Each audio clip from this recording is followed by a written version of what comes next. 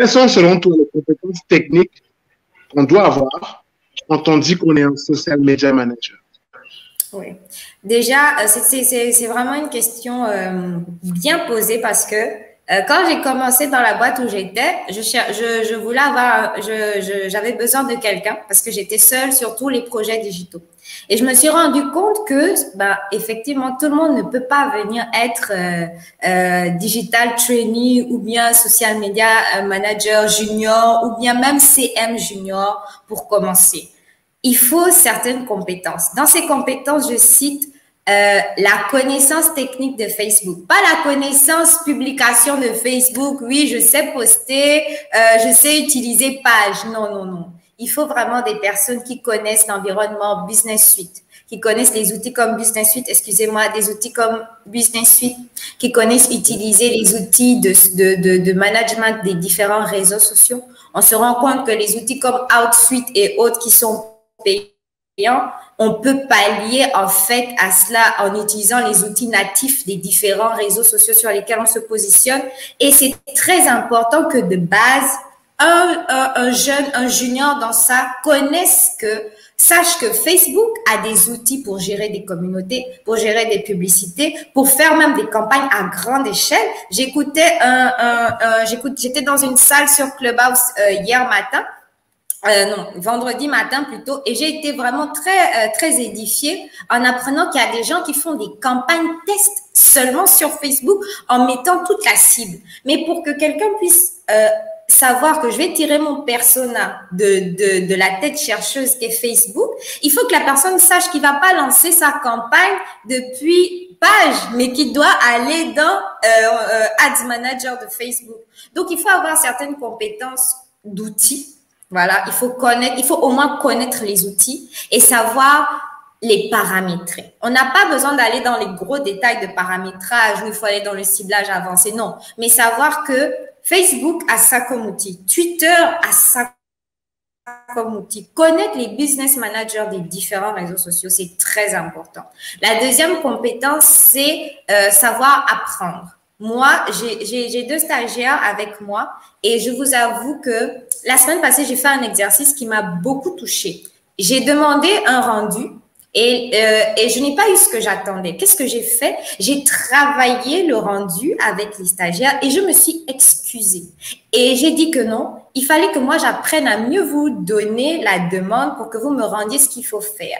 Ça a fait en sorte que dans la même semaine, en fait, les filles ont refait un travail et il y a une d'elles qui est venue me dire « Pardon, Cléa, je n'avais pas bien compris ce paramètre. » Et j'ai pu expliquer. Et ça, c'est dans la fonction, c'est la capacité d'apprendre, de se dire que non, j'apprends. Je viens pour apprendre, pour proposer quelque chose de meilleur demain. Et c'est souvent difficile d'avoir des managers qui nous transmettent ça ou que les personnes avec qui on travaille puissent être dans cette attente-là. On a beaucoup de personnes qui travaillent avec nous qui se disent qu'elles connaissent ou bien qu'elles ont déjà appris ça et elles ne prennent pas ce qu'on veut leur donner. Ou d'autres personnes qui veulent juste imposer ce qu'elles veulent faire. Donc, comment faire? Il faut qu'on vienne avec un cœur d'enfant. Les enfants, ils viennent et ils sont en mode waouh, ils apprennent, ils absorbent comme des éponges et après quand tu presses, ils rendent le truc d'une meilleure manière avec un meilleur jet. Et ça, c'est la deuxième compétence pour moi qu'il faut avoir. Il faut avoir la capacité d'apprendre et de renvoyer mieux. Voilà. Ah, il y a une troisième. La troisième, c'est de voir les choses sous différents angles.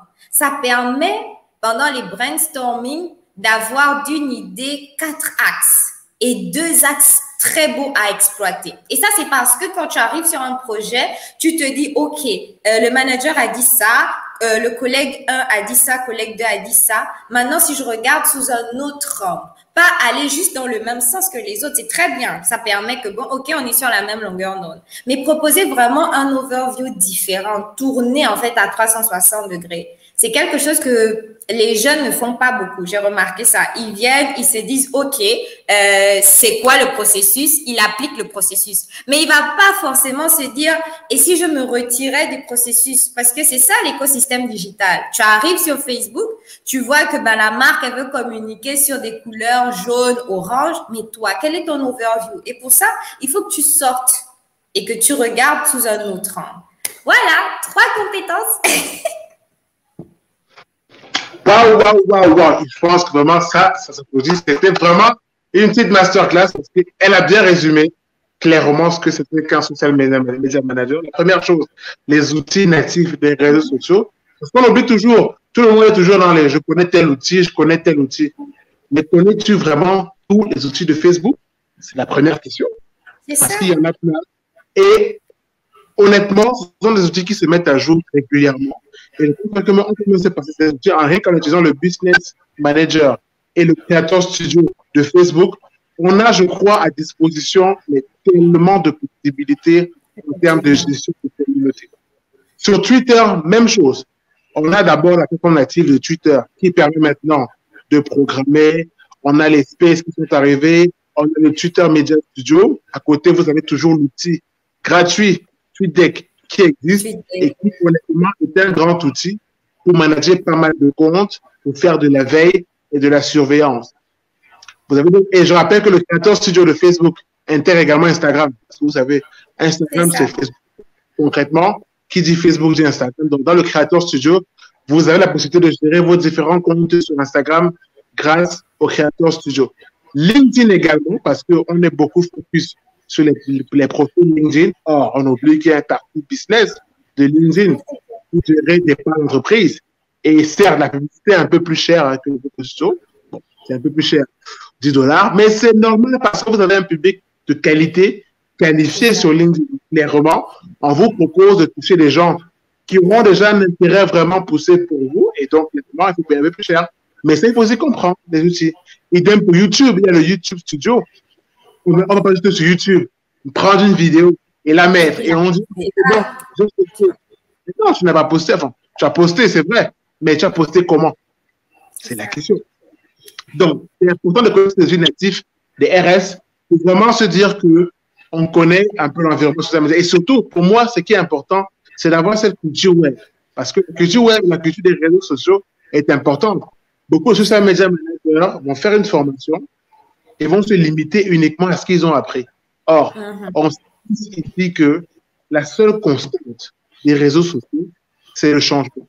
Honnêtement, ce qu'il y avait il y a 6 mois, c'est plus ce qu'on a maintenant en juin 2021, c'est plus la même chose qu'on aura d'ici décembre 2021. Il faut toujours s'adapter et faire la veille. Et il y a un aspect important, je pense qu'il a mentionné, le côté de transmission de savoir, l'apprentissage. Quand on dit social media manager, n'oubliez pas qu'il y a un mot à l'intérieur, manager. Un manager, c'est seulement celui qui va dire fais ça, fais ça, fais ça. Non. Montre aux gens comment on fait, sois un leader, pousse les gens à aller un peu plus haut et à être comme toi, parce que c'est comme ça qu'on manage une bonne équipe. Et maintenant, avec le Happy Digital Manager, on va tous le faire en souriant, parce que c'est ça le but, c'est de ne pas le faire en croisant un peu les mains. Non, mais on va le faire avec une joie, en étant très content. C'est ça le plus important.